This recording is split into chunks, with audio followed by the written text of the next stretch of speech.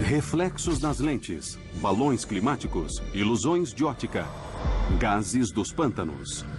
95% de todas as visões de OVNIs podem ser explicadas e rapidamente desacreditadas, mas 5% têm testemunhas suficientes e evidências factuais que exigem ser levadas a sério. A jornalista Leslie Kahn pesquisa esses casos há mais de 10 anos, se concentrando nas evidências e testemunhas mais confiáveis. Trabalhei com oficiais de altas patentes, pilotos, generais e um governador americano para mostrar que existe um fenômeno físico. Está vindo pra cá. Está vindo mesmo pra cá. Um objeto imenso, triangular e escuro. Cinza escuro e oval. Parece um frisbee. Agora, novas evidências. Gravações de áudio, dados de radares e testemunhos nunca antes ouvidos tornam essas visões parte dos seletos 5% que não podem ser ignorados. Chegou a hora de acertar o registro. Registros secretos de OVNIs. A grande maioria dos relatos de OVNIs são feitos por civis, em casos isolados, com uma ou duas testemunhas, e pode ser facilmente ignorado. Aí vem ele pelo lado. Está vindo na nossa direção. Isso é inacreditável. Mas quando ocorre uma visão em uma base militar americana nuclear armada, no auge da Guerra Fria, e ela é vista por 60 homens da Força Aérea durante 45 minutos, isso exige maior investigação. Temos, então, um oficial relatando o aparecimento de um OVNI diretamente sobre a base mais importante em toda a rede da OTAN. E não há resposta a ele. Acho isso absolutamente surpreendente. Agora, 30 anos depois, testemunhas-chave contam suas histórias impressionantes. A equipe e as testemunhas receberam ordens para tratar a investigação como super secreta. E nenhuma discussão mais foi permitida. Esse é o extraordinário incidente da floresta de Rendlesham, Suffolk, Inglaterra. Às 22h de 26 de dezembro de 1980. Eu sou o coronel Charles Holt. Em 1980, eu era subcomandante de base da Força Aérea Real em Bentwaters, Woodbridge, Inglaterra. Naquela época, Bentwaters era a maior divisão de caças táticos do mundo livre. E nossa missão, como parte importante da OTAN, era estarmos preparados para qualquer coisa. Na manhã de 26 de dezembro, eu fui coletar os registros policiais, que são a lista cronológica do que aconteceu nas últimas 24 horas. Quando eu entrei no escritório, o sargento em serviço começou a rir. Ele disse: "Coronel, não vai acreditar nisso. Ontem à noite, 3 dos nossos homens estavam na floresta caçando OVNIs. Eles disseram ter visto uma aeronave em queda. Foram até lá investigar e tiveram uma certa experiência." Eu disse: "Põe no registro que eles viram algumas luzes e, por enquanto, deixamos assim." Holt tenta ignorar a história dos OVNIs, apesar de rumores crescentes na base sobre uma nave estranha vista na floresta na noite de Natal. Mas em alguns dias, ele é forçado a agir. 2 noites depois, estávamos na festa de Natal, terminando a refeição principal e esperando a sobremesa, quando o tenente em serviço chegou ao comandante da base e disse: "Precisamos conversar. O OVNI voltou." Eu tinha certeza de que ia acabar com aquilo. Então peguei meu gravadorzinho de bolso que carregava para todo lado e um PN-27, que é um medidor Geiger, e nós fomos para a floresta. Mais tarde, em 27 de dezembro de 1980, o coronel Holt leva um grupo de 4 militares, incluindo um comandante de voo e um especialista em prevenção de desastres, para o local onde a suposta nave aterrissou 2 noites antes. Olhei e encontrei metade da nossa força de segurança lá fora. 5, 6, 7 veículos, jipes, picapes de 6 passageiros e eles tentando iluminar a floresta. E eu pensei, isso é um desastre das relações públicas prestes a acontecer. Eu mandei eles pararem e levarem o máximo possível de pessoas e de coisas de volta para a base. E com o meu gravadorzinho, eu levei uma pequena equipe para a floresta no suposto local de aterrissagem. Gravação original de Holt. Encontramos uma clareira, o que parece uma área devastada aqui. Temos leituras bastante positivas. Esse é o epicentro? É sim.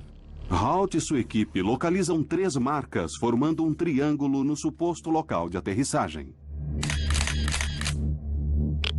Que tipos de leituras conseguimos? Alguma coisa? Chegou a 7 décimos aqui. 7 décimos bem ali no centro? Isso mesmo.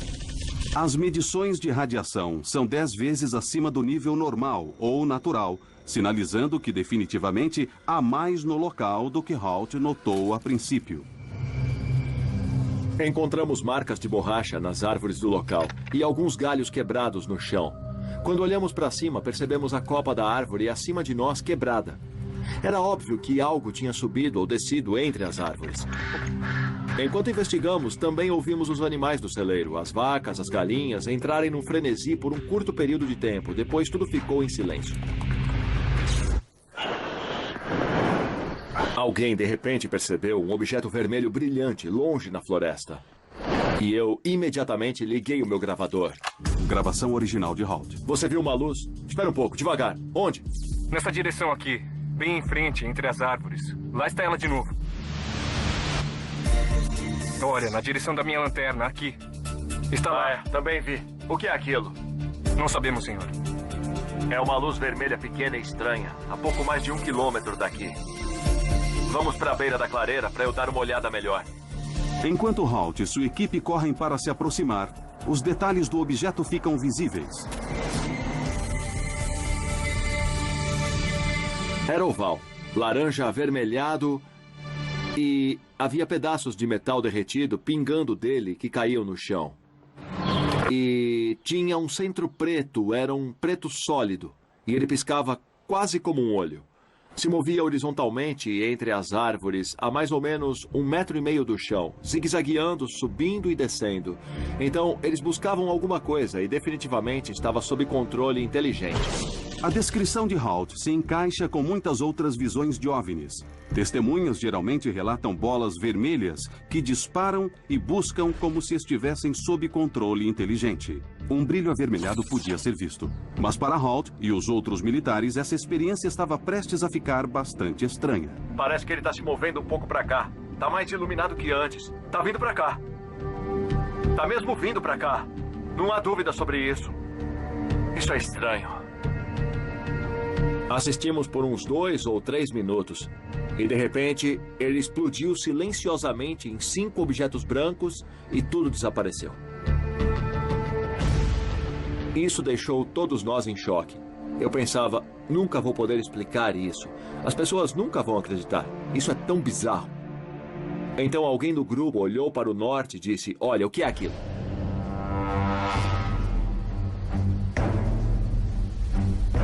E vimos 4 ou 5 objetos elípticos, com luzes multicoloridas, provavelmente a uns 900 a 1.200 metros de altitude. Eles se moviam em alta velocidade, com movimentos precisos e angulares.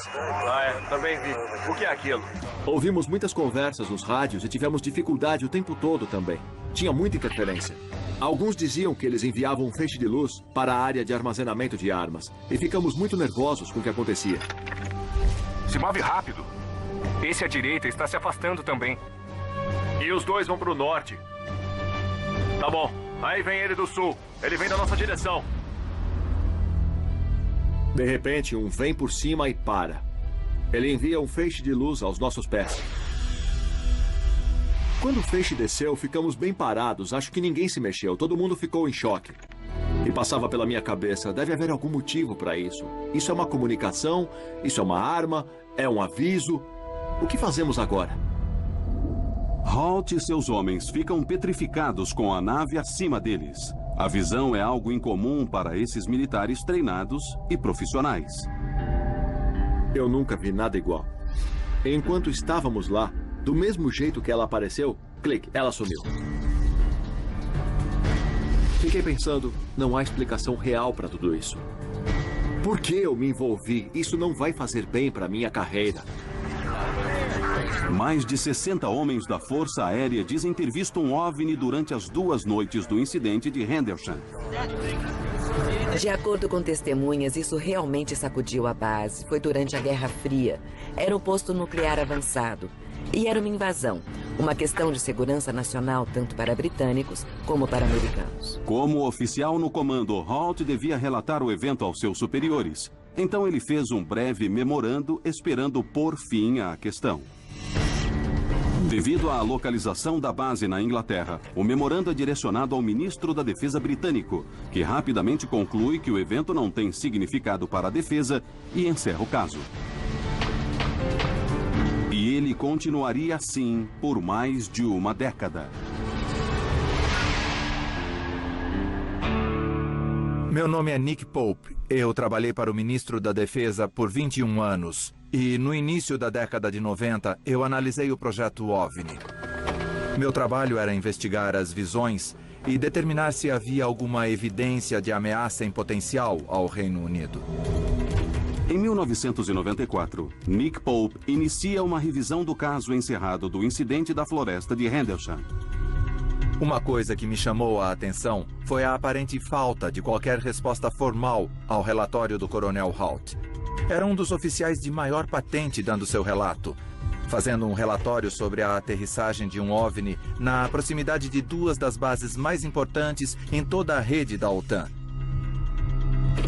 E não há uma resposta a ele. Acho isso absolutamente impressionante. Pope começa um estudo exaustivo de 3 anos, revelando vários erros na investigação, incluindo uma confusão sobre a jurisdição. O incidente da floresta de Rendlesham envolvia as bases gêmeas Bentwaters e Woodbridge.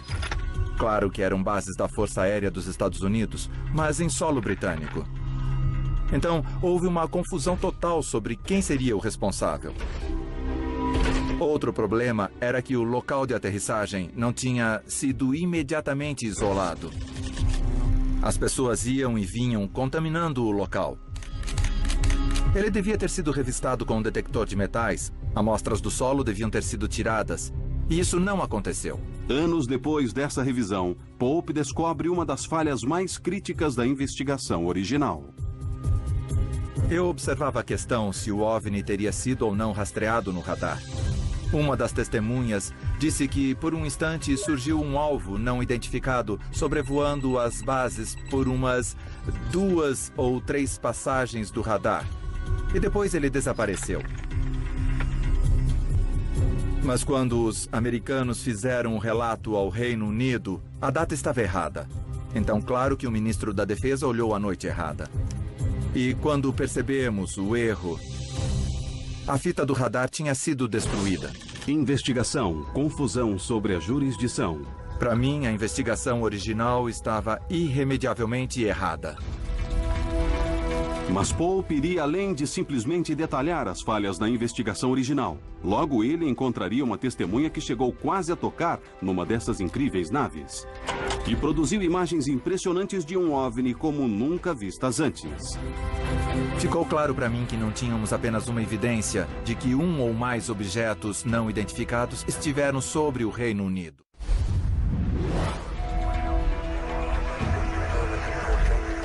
Logo depois do Natal de 1980, mais de 60 homens da Força Aérea testemunham o que descrevem como várias naves desconhecidas sobre as bases gêmeas da OTAN de Bentwaters e Woodbridge, na Inglaterra. A experiência agita os soldados, incluindo o subcomandante da base, Coronel Charles Halt.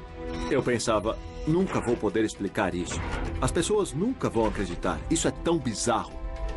A aparição nunca foi oficialmente explicada, deixando que as testemunhas questionassem o que viram até quase uma década depois, quando Nick Pope, um funcionário do Ministério da Defesa britânico encarregado das investigações do OVNI, inicia a revisão do caso da visão agora notória.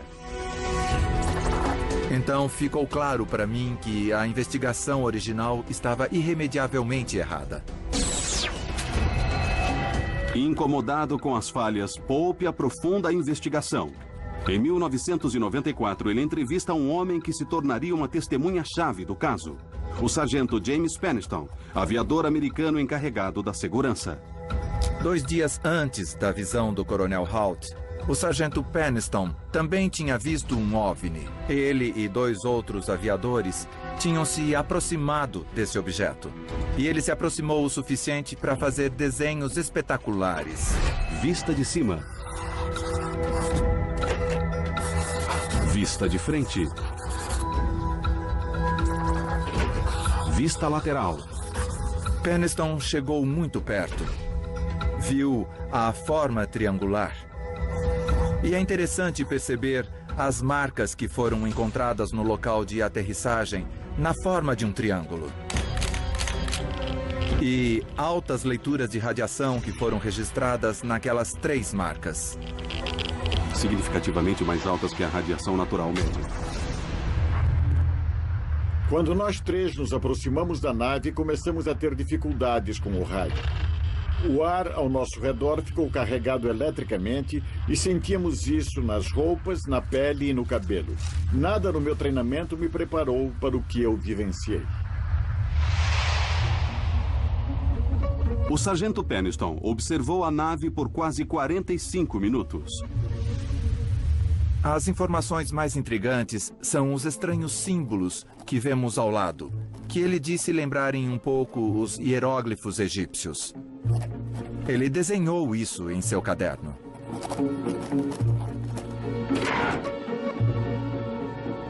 Muitos anos depois do incidente, o sargento Peniston decide sair das sombras e falar publicamente sobre sua visão.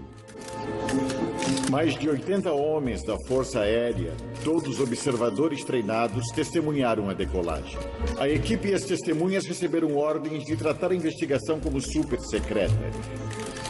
E nenhuma discussão mais foi permitida.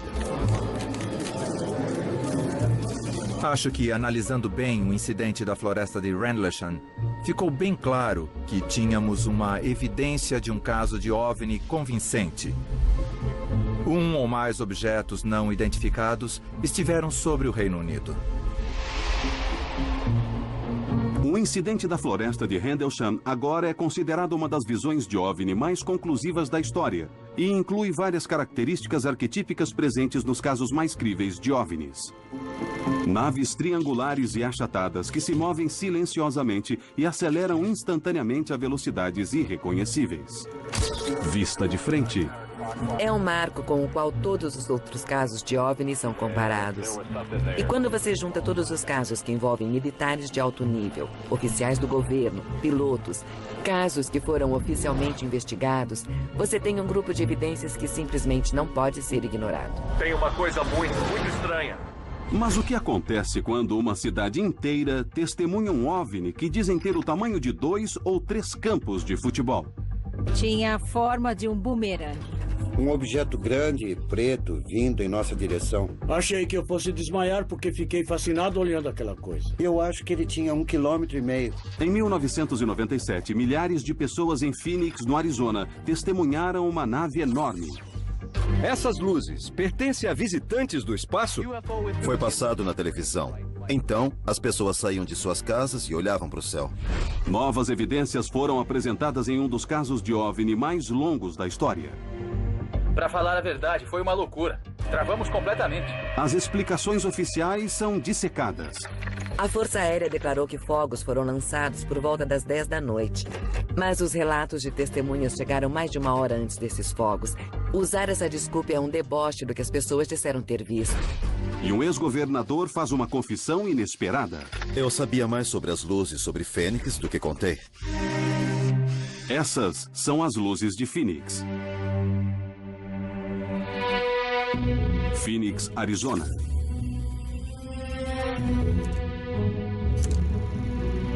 Eu sou Fife Symington, ex-governador do Arizona. Na primavera de 1997, ocorreu um evento muito incomum enquanto eu era governador.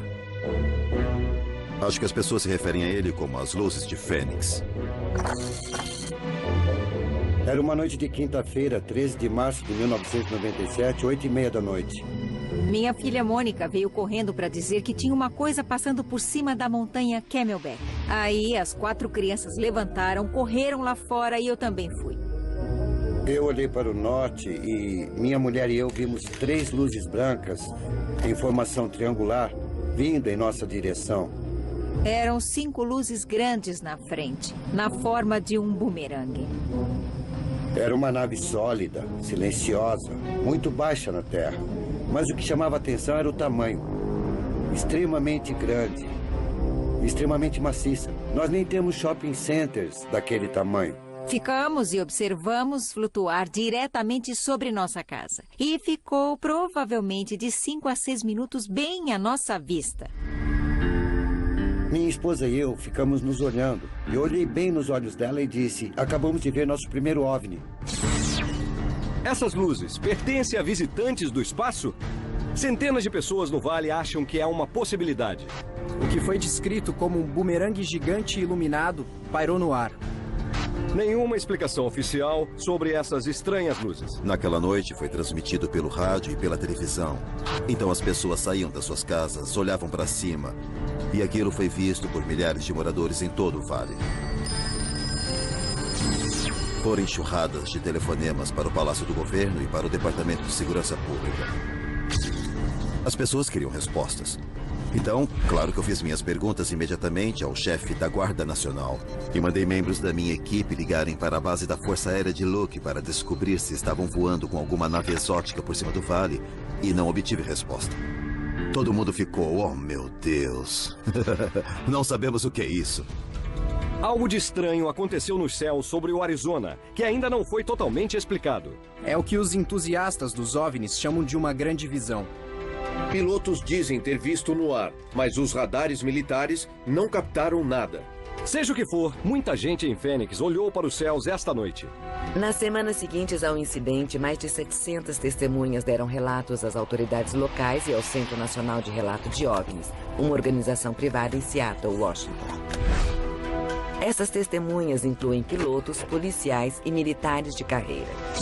Apesar de descrições diferentes sobre a nave, várias características se encaixam. Era um objeto sólido e maciço, não apenas luzes, na forma de um delta ou de um triângulo. E não fazia barulho enquanto se movia por cima do vale. Mais importante, ele foi visto de vários pontos por testemunhas em todo o distrito, num total de 106 minutos. Estávamos literalmente deitados na grama, olhando para cima. Era um objeto sólido, bem sólido. Uma coisa que não dá para explicar. De verdade. Foi um grande evento visto por milhares de pessoas no estado do Arizona. E elas esperavam uma resposta real do governo. Você pode imaginar a histeria crescente em nossa comunidade pelo que tinha acontecido e pelo que iríamos fazer a respeito. Eu vou ordenar uma investigação completa desses fatos. Vamos fazer todas as investigações necessárias. Vamos até o fim e vamos descobrir se realmente foi um OVNI. Eu estava sondando, tentando ter respostas, mas nos canais oficiais, todos negavam ter visto, o que me deixou perplexo. E a vereadora Barwood assumiu a liderança. Ela ligou para o senador John McCain. E o senador foi a primeira pessoa a tirar alguma coisa da Força Aérea. Guarda Nacional do Arizona, em Phoenix. A Força Aérea diz ao senador McCain que as luzes foram fogos de alta intensidade estourados pela Guarda Nacional entre 9h30 e 10 da noite. Mas, já que as visões começaram às 8h15 da noite, mais de uma hora antes dos fogos serem emitidos, e numa parte diferente da cidade de onde o OVNI foi visto, isso não explica o que muitas testemunhas viram. Eles foram emitidos em torno das 10 da noite. Eles estavam no sudoeste de Phoenix. Eles nem estavam na cidade, nem no distrito. O que minha esposa e eu vimos aconteceu às 8h30. Parece que esse grande objeto surgiu às 8h30. As autoridades decidiram que era melhor fazer alguma coisa para acobertar, então fizeram um show de fogos às 10. O que confunde é que as luzes que foram mostradas na TV naquela noite eram mesmo os fogos. Essas luzes pertencem a visitantes do espaço. O vídeo do noticiário foi feito por volta das 10, quando os fogos foram lançados. Aqueles estranhos pontos de luz. Mas isso não explica o que todas as testemunhas viram. Os fogos foram lançados mais de 2 horas depois das visões terem começado. Foram 2 eventos separados. Fogos de magnésio. Espalhando mais dúvidas sobre a explicação da Força Aérea, há o registro nunca antes ouvido de um telefonema feito por um aviador na base da Força Aérea de Luke para o Centro Nacional de Relatos de OVNIs na manhã de 14 de março. Parece que recebemos um chamado do aeroporto de Prescott Valley. Um pequeno aeroporto aqui ao norte, dizendo que um objeto quase bateu num Cessna. A chamada foi feita às 8h32. Encontraram algo sobre Phoenix, Arizona, numa área da 7ª Avenida com a estrada Indian School. Eles não sabem o que era. De acordo com o aviador, a base da Força Aérea de Luke enviou 2 F-15 para investigar o incidente logo depois das 8h30 da noite. Ele falou com um dos pilotos de F-15 depois de seu retorno, descrevendo-o como visivelmente trêmulo. Eu nunca tinha visto o piloto desse voo ter medo. Ele estava apavorado, ele não sabia o que era. Sua declaração foi de que eles seguiram essa nave. Ela seguiu numa linha reta em direção ao aeroporto de Sky Harbor, que é um dos nossos principais aeroportos, em aproximadamente 5.500 metros, descendo a 3.500. Ele viu luzes diferentes em um padrão triangular. As primeiras 3 luzes estavam numa formação triangular e depois a outra luz estava a uns 400 metros, também do lado leste do triângulo. Isso apavorou ele. Depois que aterrissaram nas bases, nós travamos completamente. Tudo enlouqueceu e o lugar foi fechado. Apesar do testemunho chocante, a Força Aérea nega categoricamente o encontro. Mas, como no caso Rendlesham, tentativas oficiais de negar a visão não têm sucesso.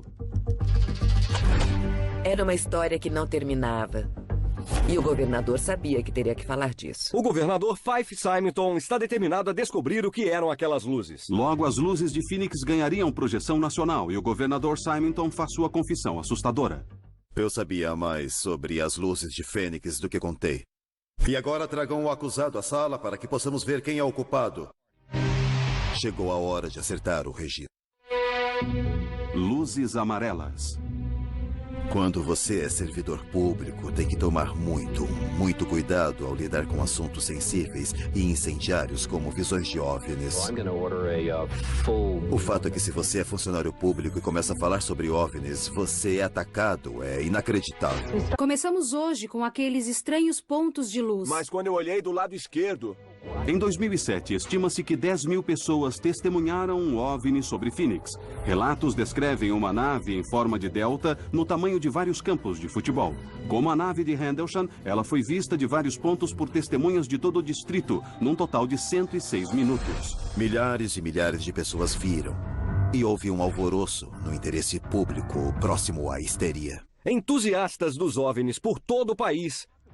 3 meses depois da visão, o US Today põe as luzes de Phoenix na primeira página, forçando o governador Symington a dar declarações.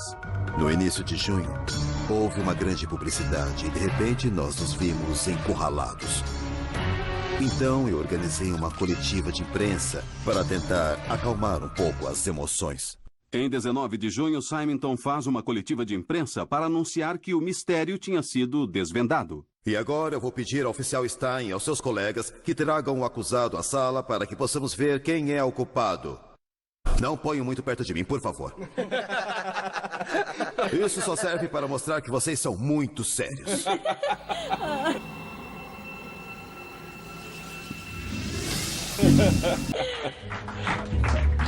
Foi uma brincadeira muito divertida, mas infelizmente foi encarada da maneira errada. Symington faz piada com OVNI. Foi um insulto. Fiquei muito ofendido, assim como muitas testemunhas. Porque muita gente podia ter falado, mas resolveu se fechar, se recusou a falar sobre isso por esse motivo, pelo ridículo. Eu fiquei com muita raiva, porque tenho certeza do que vi e não gostei desse tipo de atitude. Essa coisa ficou sobre minha casa por 5 minutos e alguém devia se importar. Alguém devia se importar. Aquela coletiva irritou muita gente. É mais sobre as luzes de Fênix do que contei. Eu devia ter falado mais abertamente sobre minhas próprias experiências. Em 13 de março, eu estava jantando com minha família. A televisão estava ligada. E eu sabia das notícias sobre o OVNI. Então eu disse, vou pegar o carro e vou até a estrada Lincoln, depois da Skull Peak, para ver o que está acontecendo. Phoenix, Arizona. Quando cheguei aqui, havia gente só curtindo o parque. Eu fiquei uns 5 ou 10 minutos e alguém disse, olha aquilo, olha aquilo. E a noroeste Tinha uma nave grande de uns 900 a 1.200 metros. Ela cobria um pedaço do céu. E eu via outra nave ao longe. Mas os aviões pareciam pontinhos, comparados ao tamanho daquela nave. Ela veio na nossa direção, não fez nenhum som.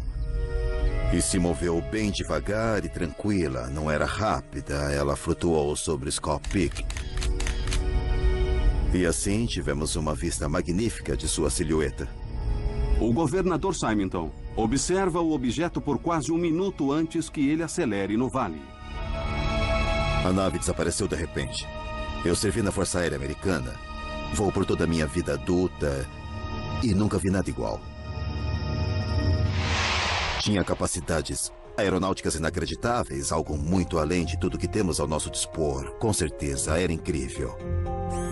Mas eu pensei, melhor eu ficar quieto porque sou governador.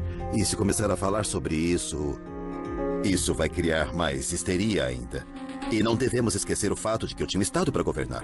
Simonton manteve o silêncio em seu segundo mandato, mas agora, quase 15 anos depois, o ex-governador dá lições a autoridades públicas. Eu acho que no que diz respeito ao governo, nós somos levados a sempre ter explicação para tudo. E é difícil as entidades governamentais dizerem eu não sei, ou não podemos explicar isso, e admitir a total vulnerabilidade. E agora precisamos focar. Mas eu aprendi uma lição dura sobre isso, através da experiência pessoal. Autoridades precisam ser mais abertas e mais corajosas para lidar com questões como essa. Obrigado. Precisamos lidar com legitimidade e objetividade, e se não soubermos o que é, dizemos que não sabemos. É hora de acertar e fazer a coisa certa. Os detalhes do que foi visto na noite de março de 1997 ainda são avidamente debatidos, e o caso das luzes de Phoenix continua sem solução.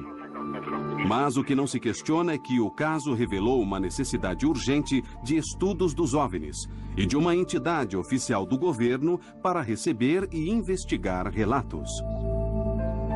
Como está agora, não existe uma entidade oficial para as pessoas nos Estados Unidos recorrerem se ocorrer algum evento que elas achem que deva ser relatado. E o interessante é que, em termos da comunidade da aviação, a FAA diz a seus funcionários no manual que, se virem um OVNI, não devem relatar nada à FAA. Então, eles dizem no manual que o governo americano não quer saber de nada sobre visões de OVNI. Pilotos e pessoas na comunidade da aviação, em particular, são excelentes testemunhas. Mas, com frequência, quando vêm OVNIs, elas não relatam, porque acham que terão problemas em sua carreira. Isso é um problema real, porque torna o caso mais difícil de ser registrado e limita muito os dados disponíveis sobre o fenômeno. Sem uma agência oficial que colete as visões, junto com a ridicularização que rodeia os relatos, é impossível ter registros precisos da frequência e da magnitude das atividades de OVNIs. Mas na comunidade da aviação, isso impõe um grande risco à segurança. Se esses objetos voadores não identificados são reais, as colisões no ar com nossas aeronaves podem ser catastróficas. Torre, aqui é o Dave. Oi, Dave, é a Sue, da torre da United. Você viu um disco voador no C-17? Eu não vi nada, Sue. E se visse, eu não admitiria. Menos de uma década depois das luzes de Phoenix, essas questões voltaram à tona com a suposta invasão de um OVNI a um dos aeroportos mais movimentados dos Estados Unidos. Vários pilotos e funcionários da United Airlines juram ter visto um OVNI. Com certeza não era o que chamamos de avião. Relatos frívolos e sensacionalistas de OVNIs explodiram pela internet, tornando mais difícil que nunca separar os confiáveis dos questionáveis. Em resposta a isso, vários especialistas aplicam rigorosos padrões investigativos e científicos para avaliar evidências desse fenômeno. Entre eles está a jornalista veterana Leslie Kean. Eu pesquiso os OVNIs há uns 10 anos. Sempre concentrada na informação principal, factual. Evidências de radares, fotográficas, físicas, que foram estudadas em laboratórios. E não em materiais orientados por conspirações que circulam por aí pela internet. Em janeiro de 2007, me chamou a atenção uma história incrível que saiu na primeira página do Chicago Tribune. vários funcionários da United Airlines viram um objeto em forma de disco. Ele parecia um disco metálico flutuando por sobre o terminal da United Airlines, especificamente sobre o portão C-17. E era a hora do rush, uma tarde movimentada por volta das 4h30. Ele foi visto por muitas pessoas em terra. Foi visto por pilotos, tripulantes, gerentes, por pessoas que manobravam aviões por perto. Ele foi estimado em 20 a 27 metros. Dizem que ele sobrevoou o portão C-17 por uns 5 minutos. Depois, a coisa, de repente, disparou pelas nuvens acima e abriu um buraco nelas, bem exato, como cortador de biscoitos. As testemunhas, profissionais da aviação treinados, ficaram confusos com o que viram. Eu estava em O'Hare havia algum tempo. E vou te falar, com certeza não era o que chamamos de avião. O caso O'Hare se une à montanha crescente de dados de OVNIs com características comuns a visões anteriores. Era um objeto em forma de disco que flutuava em silêncio e acelerou instantaneamente em velocidades irreconhecíveis. Mas a parte mais crítica da evidência ainda seria revelada. Torre, aqui é o Dave. Oi, Dave, é a Sue da Torre da United. Oi, Sue. Você viu um disco voador no C-17? Ah, não começa com isso, Sue. Vários meses depois do incidente, Ken obtém uma cópia das fitas da torre de controle, que incluem uma gravação nunca antes ouvida de um supervisor da United Airlines ligando para relatar a visão. Tudo bem, desculpe. O que eu posso fazer por você? Ah, desculpe. Houve um... Eu disse ao Dave que havia um disco voando por cima do Charlie 17 e ele achou que eu estava drogada. Mas eu não me droguei e também não bebi. Sei. Uma pessoa tirou uma foto dele, se vocês virem lá fora. Tipo frisbee? É como um OVNI. Tá. Tá bom. Tá bom? Tudo bem, eu vou ficar de olho. Tá, tchau. Tudo bem. Essa é uma evidência muito importante. Ela mostra que havia algo lá. Isso foi relatado à torre, mas foi tratado como uma piada. E eu acho que isso é devido, ao menos em parte, à política da FAA de desencorajar relatos de OVNIs. Apesar de ser espaço aéreo restrito, um aeroporto movimentado no meio da hora do rush e ninguém soubesse o que aquela coisa poderia fazer, isso era um perigo grave. Então a FAA inicialmente não disse nada, mas quando essas fitas foram liberadas, eles tinham que dizer alguma coisa. Sob pressão pública, a FAA libera uma explicação superficial 2 meses depois da visão. A primeira coisa que a FAA disse às pessoas foi que isso seria algum tipo de reflexo de luz das nuvens acima. Disseram que as luzes do aeroporto podiam fazer coisas estranhas nas nuvens. Mas o problema é que as luzes do aeroporto não tinham nem sido acesas ainda. A segunda explicação que a FAA deu foi que seria um fenômeno climático, provavelmente o que se chama de buraco nas nuvens. Esse buraco nas nuvens é um fenômeno natural, causado por cristais de gelo caindo de uma nuvem de cima em um banco de nuvens abaixo, fazendo um furo na nuvem. O problema é que você tem que ter temperaturas baixíssimas para que isso ocorra. Sabemos que estava quente em O'Hare naquele dia. As temperaturas não estavam congelantes no nível das nuvens. Então, existe uma impossibilidade física absoluta daquele evento ter sido causado por um buraco nas nuvens. Por fim, o caso O'Hare e a resposta da FAA a ele são típicos de como o governo americano lida com as visões de OVNIs. Primeiro, eles evitam ter que falar sobre isso. Mas se ficar impossível, as autoridades lançam qualquer explicação que acharem melhor, sendo ela plausível ou não. E isso é um problema. Isso aconteceu várias vezes durante décadas. É um procedimento padrão para casos como estes. Descrição do incidente. Apesar da situação atual, houve um período na história americana em que o estudo científico foi encorajado e as visões foram bem recebidas pelo governo. Nos últimos 3 anos, um grande número de pessoas sãs e confiáveis envolveram-se nessa história de discos voadores. Nós lemos sobre eles, falamos sobre eles, pensamos sobre esses relatos de fenômenos estranhos nos céus. Começo a acreditar que ele é um extraterrestre. Nos anos 50 e 60, várias visões foram relatadas. Havia muita cobertura da mídia e as autoridades não sabiam o que estava acontecendo. Isso foi durante a Guerra Fria, Então havia uma preocupação do público em geral sobre coisas inexplicadas no céu. O governo americano abriu uma agência na Força Aérea chamado Projeto Blue Book. E seu propósito era tomar relatos do público e investigar casos. O projeto Blue Book foi lançado oficialmente em 1952 com uma equipe de 5 pessoas que recebeu mais de 1.500 relatos somente no primeiro ano. Eu dirigia para o norte, na estrada 101, umas 3 horas da tarde. Eu percebi luzes azuis incríveis que passaram pelo meu avião. Eu olhei para a direita e havia no céu 3 tubos de luz fluorescente. Ela passou por mim, praticamente por cima da minha cabeça. O objeto voava em linha reta. Contei 8 delas, seguindo direto para o mar. Comecei a ouvir um som parecido com um assovio. Uma luz linda, meio rosada, meio prateada.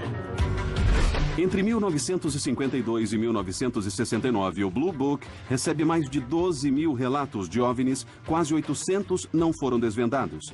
Logo, fica claro que o alcance do fenômeno é bem maior que o pequeno escritório da Força Aérea pode lhe dar.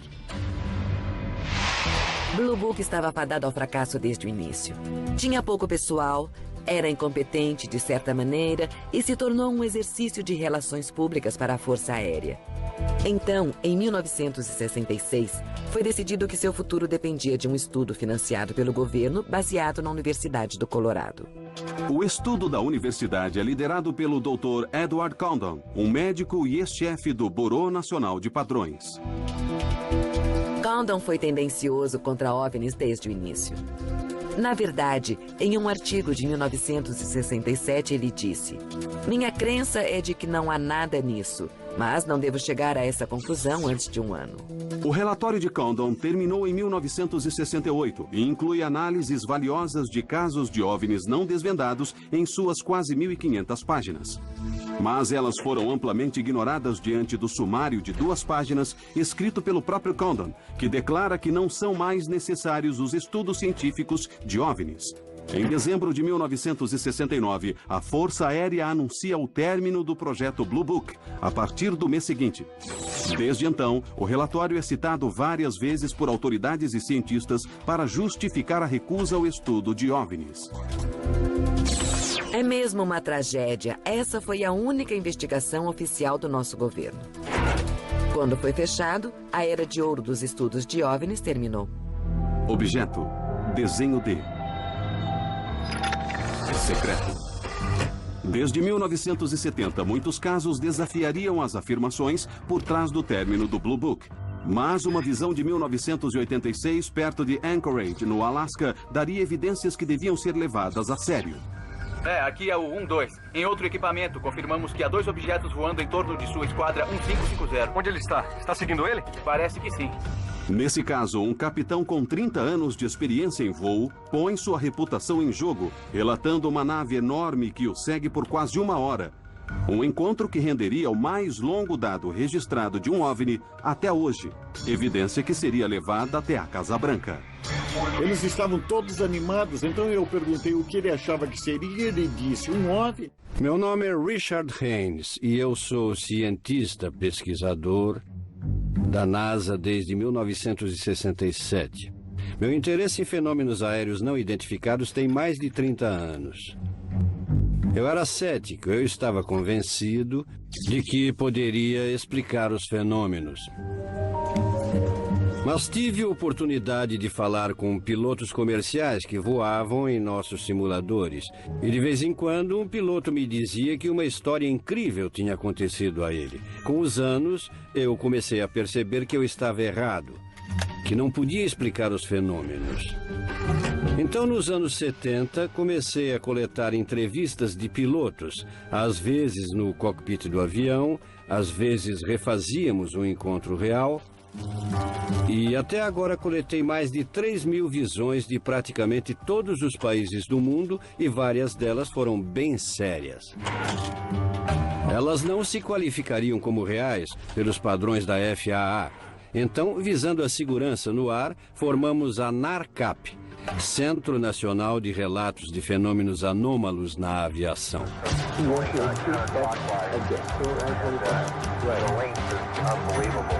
A NARCAP é um centro de relatos para pilotos e controladores de tráfego aéreo que queriam dar relatórios de suas visões de maneira totalmente confidencial.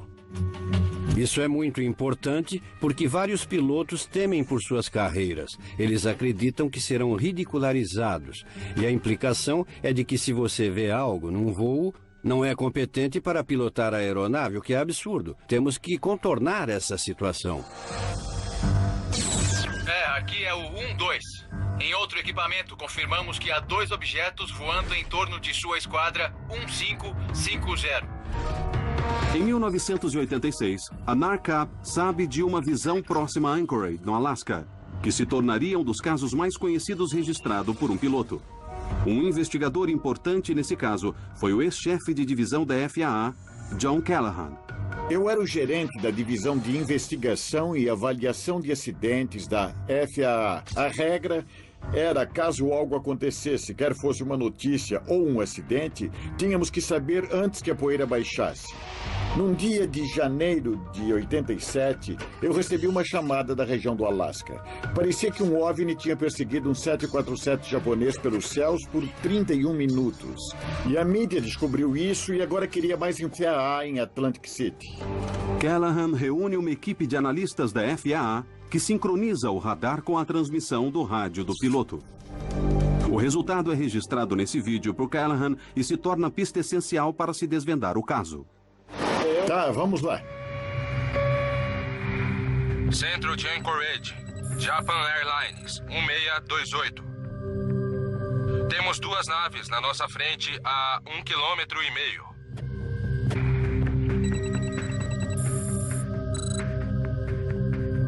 O capitão Kenjo Teruchi, um capitão da Japan Airlines, pilotando um 747 de carga de Paris para Tóquio, achou ter visto um teste militar de algum tipo mais avançado. Quando ele olhou o radar, viu um alvo enorme, 12 ou 14 ou 16 quilômetros à sua frente. E a primeira coisa que ele fez foi chamar a FAA para saber se eles tinham algum tráfego junto dele. Japan Airlines 1628. Senhor, pode identificar o tipo de aeronave? Será que pode me dizer se é militar ou civil? Japan Airlines 1628. Não podemos identificar o tipo, mas vemos as luzes de navegação e luzes estroboscópicas. Olha lá, tá vendo? Vendo aquela evidência única em radar, a equipe de Callahan confirmou um alvo não identificado, perto do avião de Terauchi. Mas é essa entrevista nunca ouvida antes feita pelo Dr. Haynes ao piloto japonês que ilustra os detalhes extraordinários da nave. O que ele contou era impressionante. Era um objeto imenso, algo maior que sua aeronave. Grande, forma de uma noz, do tamanho de 3 ou 4 porta-aviões. Tinha luzes vindo dele e uma nave pequena ia e vinha da nave grande. Quanto tempo levou para sair da posição da frente? Foi extremamente rápido. Eu estava olhando para elas, mas meus olhos não seguiam o movimento. O capitão Teruchi não escondeu seu medo. Ele disse que estava com medo. Ele e seu copiloto estavam esperando uma colisão e se seguraram. Foi sério desse jeito. O controlador de Anchorage claramente levou a visão a sério, porque seu próximo passo foi confirmar o alvo não identificado com a base da Força Aérea de Elmendorf. Tá, parece que estou recebendo algum retorno. Não sei se é falso ou não. Negativo. Não é falso. Eu quero que mantenha o rastro e veja se pode captar um código e verificar se não tem nenhuma aeronave operando nessa área. Afirmativo. Não temos ninguém aí em cima agora. O militar vê aqueles alvos. O controlador do radar vê aqueles alvos. De acordo com o piloto, era uma grande nave aqui que se manteve com ele por um tempo. Japan Airlines 1628. Senhor, vou pedir que faça uma virada de 360 graus para a direita e me avise como fica seu tráfego. Entendido, 360. Quando o capitão Terucci se aproximava de Fairbanks, ele recebeu permissão para dar uma virada de 360 graus. Ele queria tentar escapar daquele objeto que estava do seu lado esquerdo. Sua posição era de que o objeto continuaria seu voo adiante, e ele viraria para a direita e se afastaria. Nós achamos que tinham sumido porque só podíamos ver nossas luzes de retorno. Eu lembro que pensei como foi ótimo que nada tivesse nos acontecido. Então, quando nos dirigimos para Anchorage, vimos ela de novo. E ela nos seguiu por toda a volta de 360 graus. Em outro equipamento, confirmamos que há 2 objetos voando em torno de sua esquadra, 1550. Onde ele está? Está seguindo ele? Parece que sim. Enquanto Terucci fez sua volta de 360 graus, o objeto fez o círculo com ele. O que é muito interessante, porque ele precisa estar bem mais rápido que o avião para conseguir. Então o fenômeno tinha que estar sob controle, talvez controle inteligente para manter a localização precisa com aquele avião. O piloto vê, seu copiloto vê. A base militar e o controlador de Anchorage rastreiam no radar e um passageiro de um jato da United Airlines, voando perto, também disse ter visto uma nave desconhecida na área. Ao todo, a visão do Alasca tem muitas características comuns com os casos mais verossímeis de OVNIs, incluindo o de Rendlesham, o de Phoenix e o de Chicago. É um objeto enorme em forma de disco que se move como se tivesse um controle inteligente e é capaz de acelerar instantaneamente a velocidades irreconhecíveis. E o mais incrível, o encontro dura quase 55 minutos por uns 560 quilômetros, fornecendo dados significativos à FAA.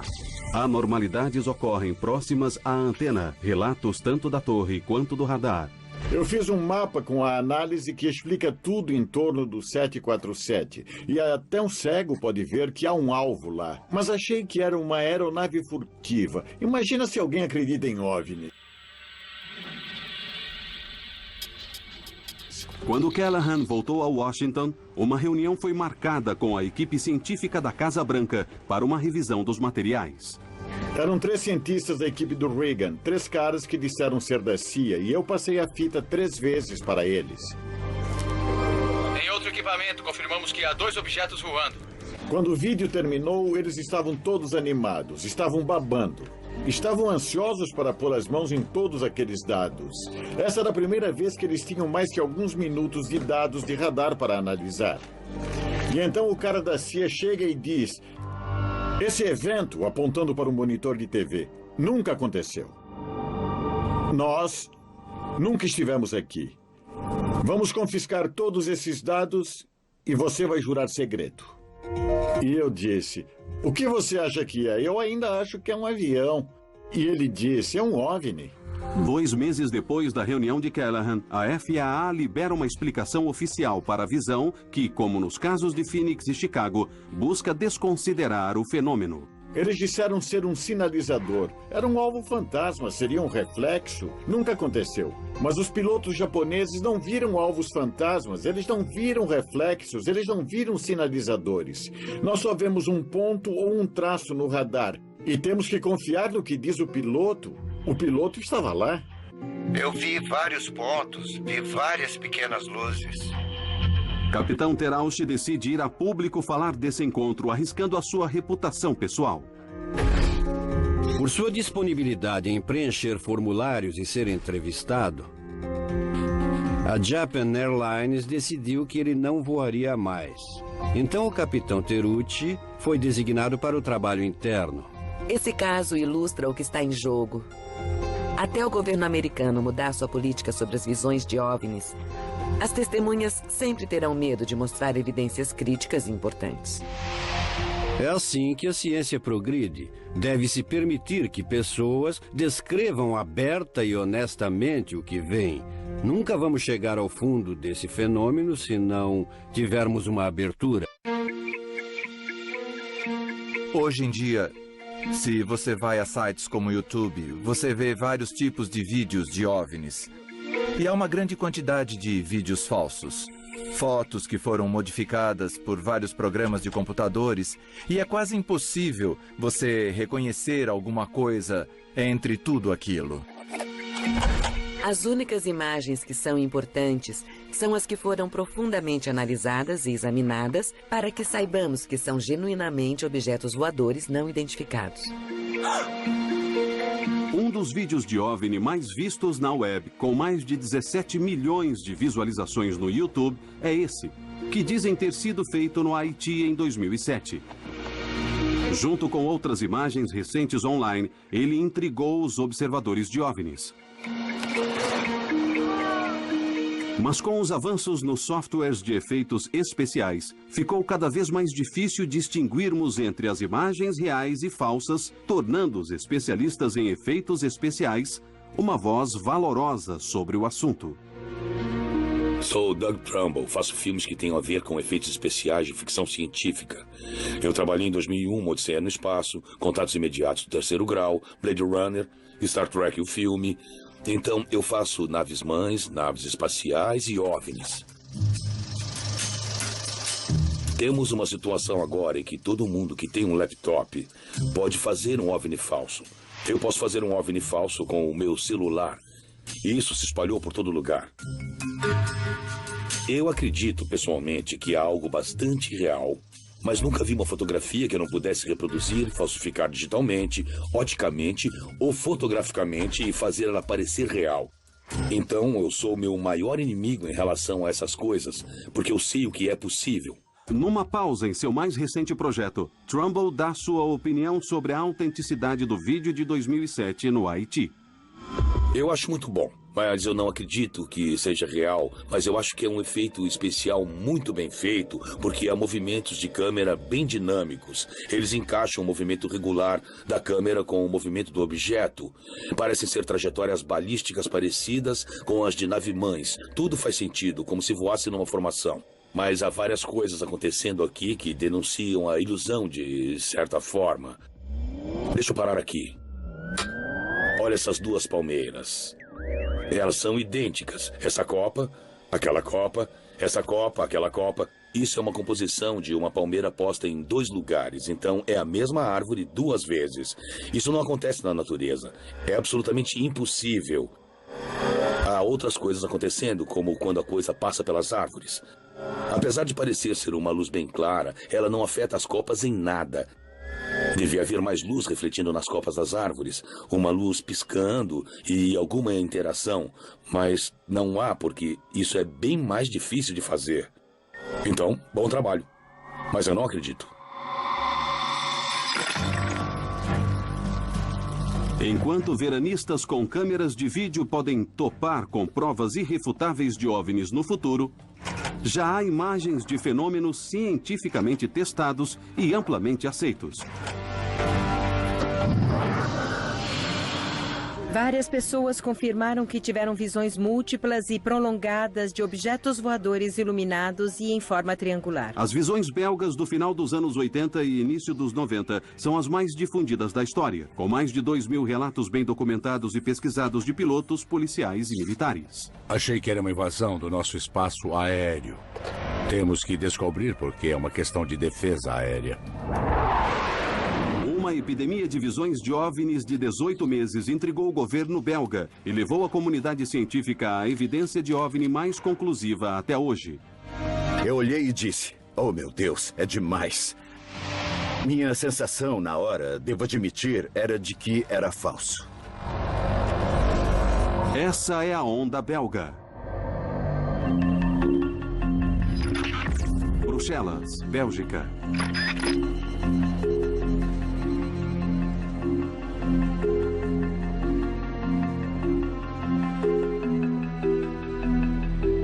Meu nome é Patrick Ferry e eu fui um dos fundadores da SOBEPS, que é uma associação sem fins lucrativos dedicada ao estudo de fenômenos aeroespaciais. Em 1989, a situação era bem tranquila aqui na Bélgica em relação a OVNIs. Tanto que decidimos fechar a associação porque não havia mas nenhuma visão. E, de repente, coisas estranhas começaram a acontecer na área de Eupen. E esse foi, historicamente, o início da onda belga de OVNIs. 17 horas de 29 de novembro de 1989.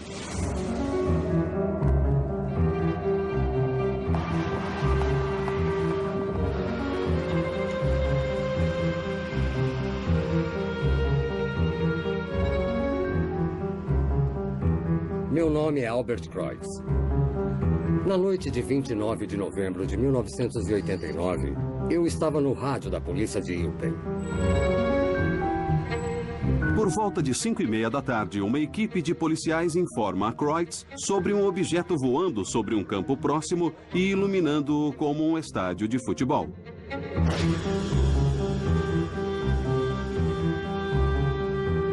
Eu brinquei com eles, já que era final de novembro, de que era Papai Noel chegando. Aí eles gritaram: "Olha pela janela de cima e você vai ver."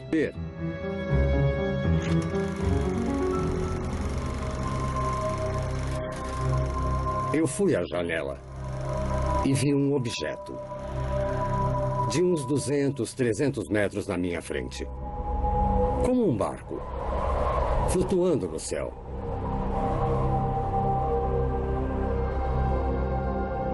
Era magnífico de ver.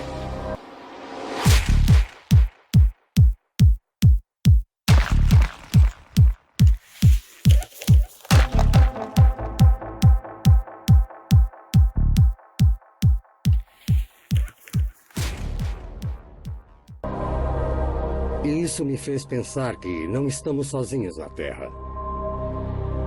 No universo. Eu achei aquilo lindo.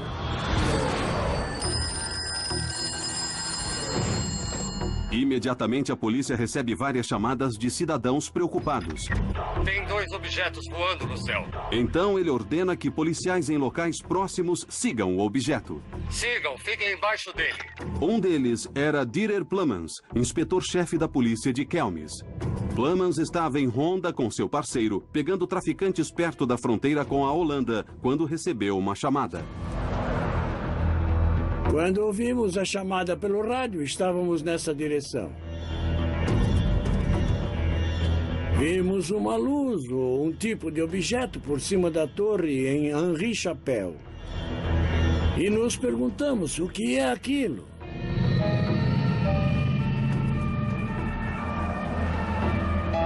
Eu disse a eles que perseguissem o objeto e observassem. Eles o seguiram até Henri Chapelle, onde o objeto ficou sem se mexer por cima do asilo de Belém. Acho que é o local exato onde paramos naquela hora. Vimos um objeto imenso por cima de nós, com luzes redondas nos 3 cantos.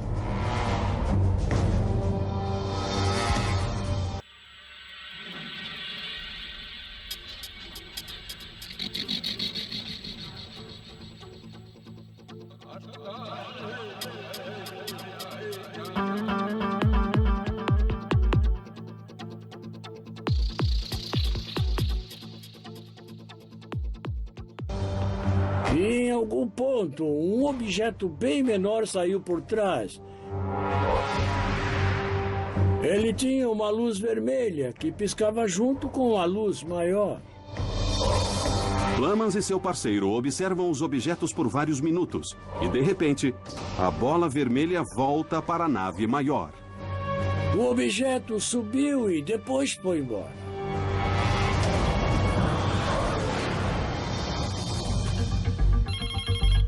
As histórias de Kreutz e Plummans estão entre muitas que começaram a surgir naquela noite. Ao todo, 13 policiais deram relatos de uma nave triangular não identificada, vista em 8 locais diferentes em Eupen. Meu marido viu uma coisa incrível ontem. Mais 60 relatos de civis foram dados naquela noite, produzindo uma massa concentrada de visões que logo chamaria a atenção da mídia internacional e obrigaria o governo belga a responder. Foi uma noite histórica, porque as visões eram parecidas. Mas a grande surpresa é que isso foi só o início. OVNI, epidemia que toma a Bélgica.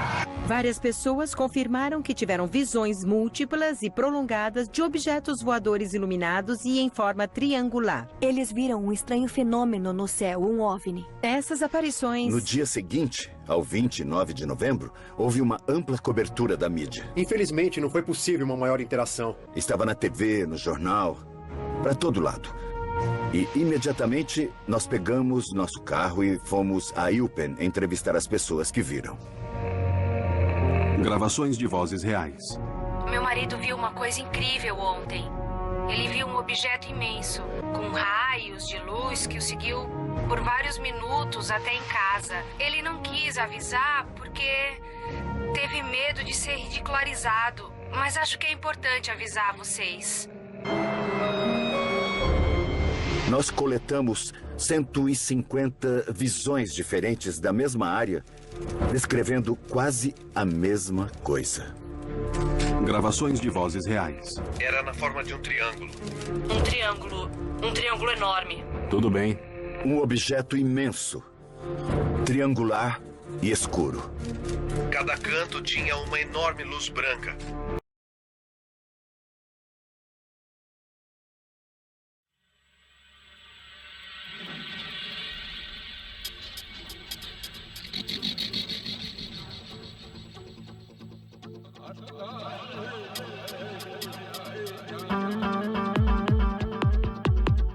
Elas eram como as luzes de aterrissagem de um avião, mais fortes, mais potentes. E no meio do triângulo havia uma luz vermelha piscando. O que é muito interessante é que não se falava em um objeto triangular naquela época, em 1989. Naquela época, em ufologia, as pessoas falavam sobre discos voadores que eram redondos, essas coisas, mas não em um objeto de forma triangular e escuro. Isso era bastante novo. Muitos relatos de OVNIs perto da fronteira belga. As visões belgas de 29 de novembro chamaram a atenção internacional, exigindo uma resposta imediata do governo. Um homem é indicado para comandar o inquérito do governo, o general Wilfred de Brouwer, chefe de operações da Força Aérea Belga. Em 1989, eu era encarregado da proteção do espaço aéreo do país quando um total de 143 visões foram relatadas na área de Eupen. Quando recebe-se tantos relatos em nível militar, muitos oficiais rejeitam porque isso não está em seus termos de referência. É frustrante. É frustrante ter que declarar que você não sabe o que está acontecendo. Então, quando chegou ao meu escritório, eu quis reagir da mesma maneira, mas achei que fosse uma invasão do nosso espaço aéreo. Somos o país sede da OTAN. Temos que descobrir porque é uma questão de defesa aérea. O primeiro ato de de Brouwer foi contactar a embaixada americana para descobrir se algum avião furtivo tinha tomado a área sem aviso. Eles responderam bem rápido e confirmaram formalmente que nenhuma nave tinha passado por cima da Bélgica. Então isso derrubou essa teoria. Mas as visões continuam, incluindo vários casos em que muitas pessoas foram envolvidas em uma única visão. Policiais, militares e gente do governo, um meteorologista da Força Aérea. Testemunhas muito confiáveis, todas elas convencidas de que viram algo excepcional. Um dos casos que mais intrigou de Brouwer ocorreu apenas 2 semanas depois das visões iniciais, quando várias testemunhas relatam uma nave de forma triangular perto da cidade rural de Ernage. De Brouwer é particularmente tocado pela história do coronel André Hamon, um engenheiro civil que também é diretor de infraestrutura do exército belga. Eu estava saindo de casa com a minha esposa para buscar meu filho na estação de trem de Gembloux. Eu percebi 3 painéis amarelos se movendo paralelamente a mim na estrada. Embaixo deles havia uma luz pulsante. Eu não entendi o que era. Minha esposa disse, deve ser só um avião. Mas eu queria ver, então eu reduzi. O objeto ficou paralelo ao meu carro. Então eu acelerei e reduzi umas 2 ou 3 vezes mais e toda vez o OVNI me acompanhava. O OVNI passou atrás da floresta de Sarternach. Então eu virei à esquerda e parei num pequeno monte diante de uma fazenda. O OVNI veio ali, por trás da floresta. Eu vi um objeto imenso com uma luz branca se aproximar até ficar uns 100 metros na nossa frente. Você ouviu o trânsito na estrada e um trem passando a 1 quilômetro dali. Mas não se ouvia nenhum barulho vindo desse objeto que estava apenas a 100 metros na nossa frente. Observamos ele por 6 ou 8 minutos. E minha esposa disse: André, vamos, entra no carro, não gosto disso. E nesse ponto, a grande luz branca recua e dispara para o sudoeste, no tempo de um suspiro. Pela minha experiência, esse tipo de aceleração exige uma grande quantidade de energia, que não seria possível sem materiais que conduzam em baixas temperaturas. E hoje, 20 anos depois, sei de uma coisa. Não existe um objeto feito pelo homem que possa fazer o que eu vi aquele objeto fazer naquele dia. Não existia na época e ainda não existe hoje.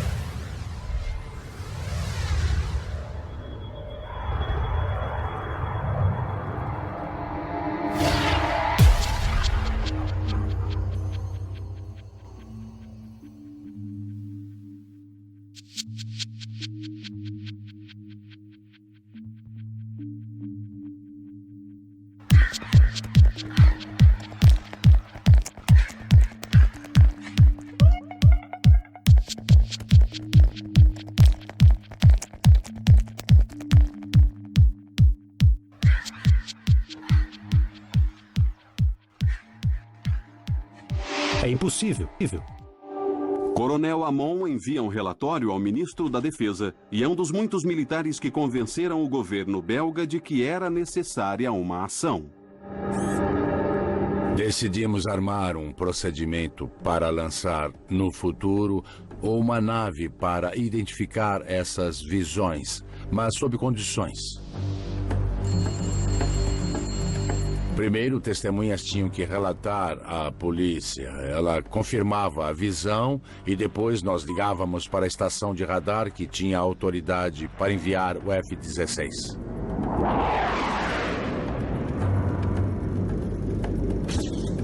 Eu sou Yves Milbergs. Em 1990, eu pilotei um F-16 no Esquadrão 350 na Bélgica. Bom, nós soubemos da onda de OVNIs, particularmente nas regiões de Liege e de Eupen. 1h de 30 de março de 1990. Na noite de 30 de março de 1990, a unidade de Milbergs é informada de visões de OVNIs em torno da cidade de Leuven.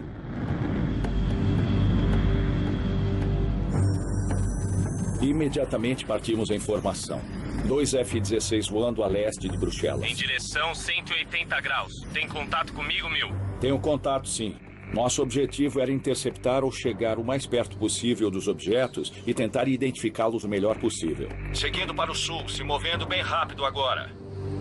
Pode investigar. Cheque armamentos. A velocidade em que o objeto se movia, a grande variação de altitude e seu curso eram únicos. Velocidade do objeto 1.833 km por hora. Em combate aéreo, estamos habituados a ver objetos se moverem muito rápido. Mas nesse caso, as variações eram incomuns, o que provava que estávamos lidando com um objeto muito diferente de uma aeronave. Perdi contato agora. Coletiva de imprensa, Força Aérea Belga. Aqui vocês podem ver que o vetor do objetivo está em 300 graus, a velocidade está em 1.833 quilômetros. Isso é uma velocidade normal? Não, a velocidade normal de um avião nessa altitude é por volta de 650 e 740 quilômetros. Sob pressão de uma imprensa e público famintos, De Brouwer faz uma coletiva de imprensa para discutir o voo de Milbergs. Essa é uma velocidade de 1.870 quilômetros e foi a maior velocidade que registramos. Os F-16 registraram objetos que voavam em velocidade normal, mas de repente viravam e aceleravam em velocidades que eram mais altas que a velocidade do som. Isso não pode ser feito por nenhuma nave convencional. As acelerações levam o objeto de 280 km a 920 em questão de segundos. Infelizmente, só um dos radares de nossos F-16 gravou informações suficientes para a análise, o que significa que não podemos comparar as fitas para excluir a interferência eletromagnética, que é um reflexo de um objeto, às vezes no chão, que pode passar pela atmosfera e ser captado pelo radar do F-16. Então não temos 100% de certeza de que era realmente um objeto. Devido à falha no segundo radar, autoridades do governo não podem conferir o que contam os pilotos, mas Milbergs continua convencido. Eu acredito pessoalmente que havia um objeto naquela localidade naquele dia. Temos testemunhas em terra, estações de radar e aviões. 3 fontes diferentes vendo o mesmo objeto, ao mesmo tempo, no mesmo lugar. Havia alguma coisa no ar naquela noite. As visões individuais da onda belga são impressionantes e impressionam De Brouwer e outros investigadores por sua legitimidade. Mas o que eles não tinham era algo irrefutável. Uma evidência que levaria os relatos diretamente à esfera da ciência. Numa noite de primavera, numa aldeia próxima de onde tudo começou, essa evidência finalmente chegaria. E os resultados seriam mais do que os imaginados. Minha sensação, na hora, devo admitir, era de que era falso. Mais de um ano depois da onda belga começar, relatos de OVNIs continuam a chegar ao escritório do fundador da SOBEPS, Patrick Ferrain. Oudenaarde, Bélgica, 1991. Durante quase 18 meses, coletamos várias observações e encontramos centenas de pessoas. Coletamos umas 60 fotografias de objetos voadores não identificados e quase a mesma quantidade em filmes de vídeo. Mas, infelizmente, eles eram todos muito ruins. Você só vê uns pontinhos de luz num fundo preto. Zemst, Bélgica, 1990. Mas nós tivemos muita sorte de encontrar uma boa imagem. E essa imagem foi feita na pequena aldeia de Petit Rechon, que não é longe de Eupen. 22 horas de 4 de abril de 1990. Em 4 de abril de 1990, às 10 horas da noite, uma garota estava passeando com o cachorro no jardim e viu um objeto muito estranho. Ela voltou para casa e disse ao namorado que tinha algo de estranho lá fora e se ele podia dar uma olhada. Ele saiu e levou a câmera. Ele só tinha 2 fotos, então se encostou no muro, não se moveu e armou uma exposição de 1 a 2 segundos. Ele tirou 2 fotos e, quando mandou revelar o filme, viu que uma delas estava branca, não havia nada nela. Então, ele jogou fora. Mas a segunda era interessante. Ele viu 3 luzes e uma coisa vermelha no meio. Mas foi só isso. Petit Rechon original. Eu recebi o original na época. Olho para ele e digo, oh meu Deus, é demais. A minha sensação na época, devo admitir, era de que era falso. Então, construí uma pequena maquete e tentei reproduzir o que havia nos slides. Imediatamente entendi que não era uma maquete. Então, nós decidimos ir até alguém que fosse especialista em análise digital. Alguém que tivesse as ferramentas certas para detectar e para provar se aquilo era falso ou não. O slide foi colocado em estudos por um ano pelo professor Mark Acheroy, um físico nuclear da Academia Real Militar em Bruxelas. A análise do professor Asheroy do componente azul do slide mostra que um lado do objeto triangular está perfeitamente em foco.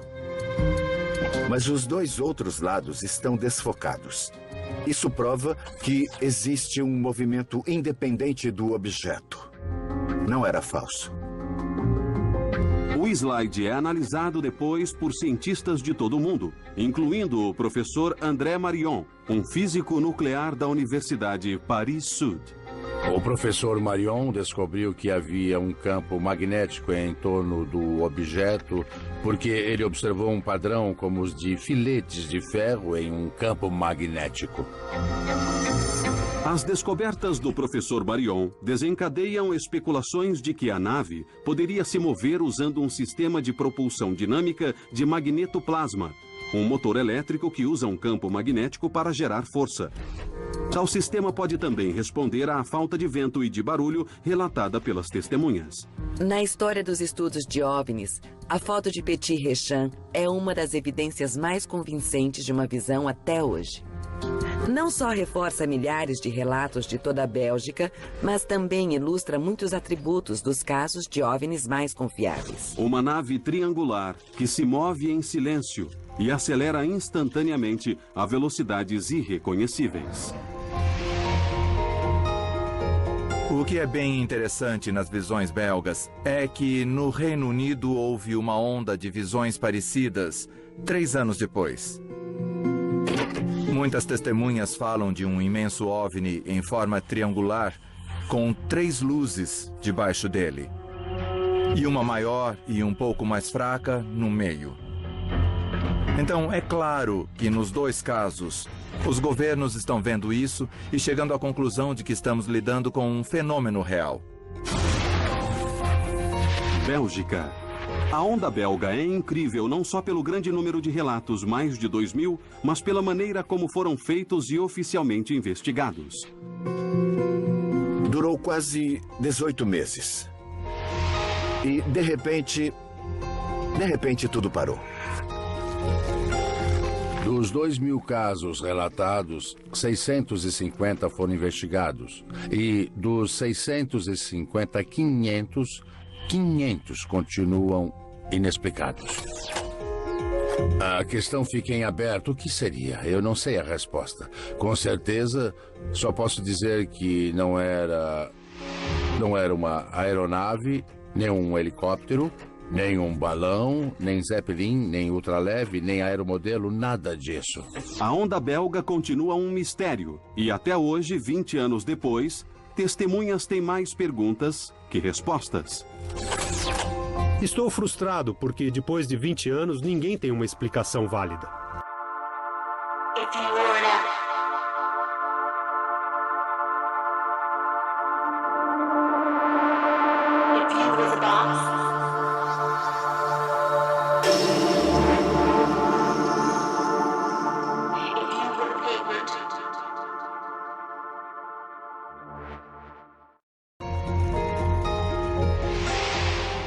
Tinha 2 objetos no céu. Não temos outra explicação. Eu nunca vi nada igual, nem antes, nem depois daquele dia. E até hoje ainda não sei o que era. É algo extraterrestre? Pode ser, só posso contar o que eu vi.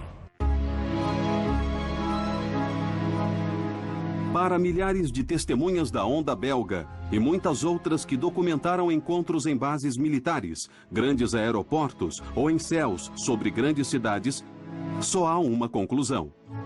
Há algo lá e precisamos levar isso a sério. A dificuldade em estudar OVNIs é que, se eles são manifestações de uma civilização avançada, nós estamos mais ou menos na mesma posição dos ratos de laboratório, tentando entender a civilização dos técnicos em biologia no laboratório. É além da nossa imaginação. E Arthur C. Clarke disse que tecnologia suficientemente avançada não é diferente de mágica.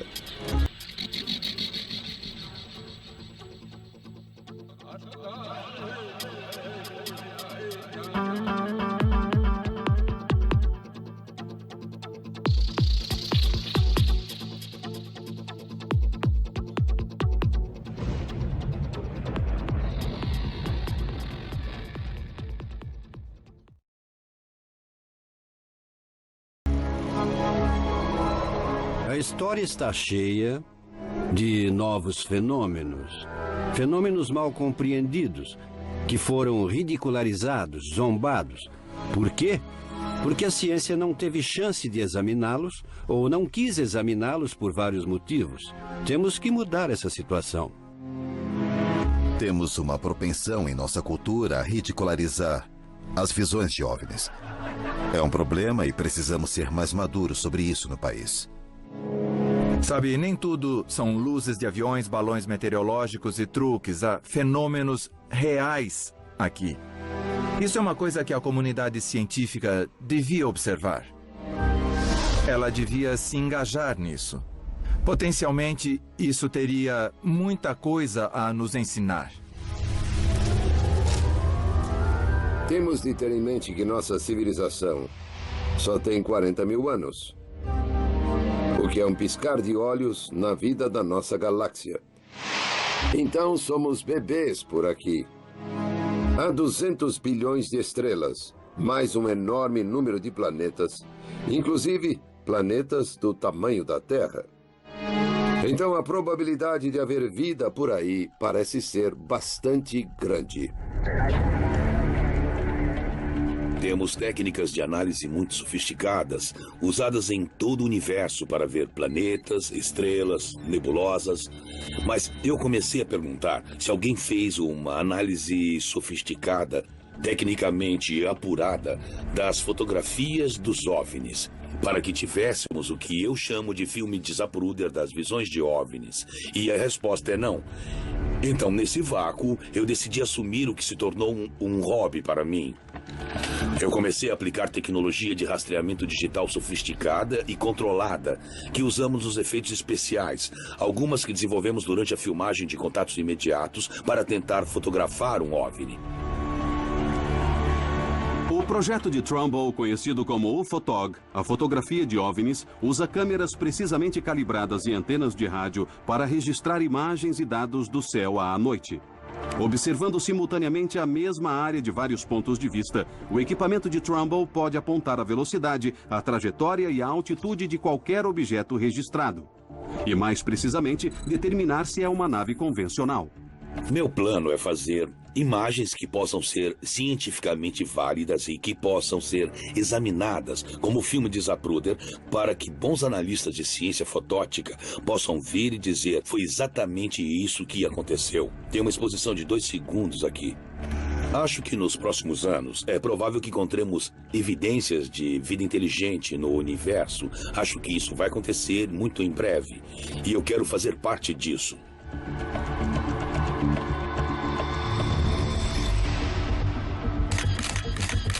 É uma época bem animadora para se estar envolvida na pesquisa de OVNIs. Há maior chance de capturarmos dados mais exatos. Mas também temos que ter extremo cuidado, mantendo os padrões bem altos.